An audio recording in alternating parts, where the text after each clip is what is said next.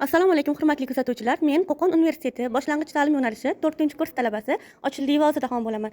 Men bugun boshlang'ich ta'limda zamonaviy pedagogik texnologiyalar fanidan qiziqarli bir interfaol metod bilan sizlarni tanishtirmoqchiman.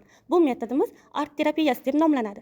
Bu metod maqsadi o'quvchilar nutqini boyitish, erkin fikrlashga undash, ijod qilish qobiliyatini rivojlantirish, ularni tasavvurini kengaytirishga yordam beradi. O'quvchilarni ijodiy fikrlash doirasini kengaytirishda turli xil ertak qahramonlari suratlari tushirilgan ko'rgazmalardan foydalanish o'quvchilarning kuzatuvchanligini oshirib, vizual tafakkurni rivojlantiradi.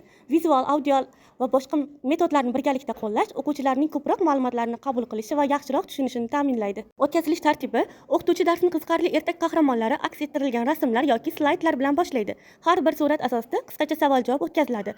Bu qahramon kim deb o'ylaysiz? U nima qilmoqda? Bu voqea qayerda sodir bo'lgan bo'lishi mumkin? O'quvchilarga ertak qahramonlariga oid turli obrazlar tasvirlangan rasmlar tarqatiladi. Har bir bola o'ziga berilgan rasm asosida kichik hikoya tuzadi yoki og'zaki bayon qiladi.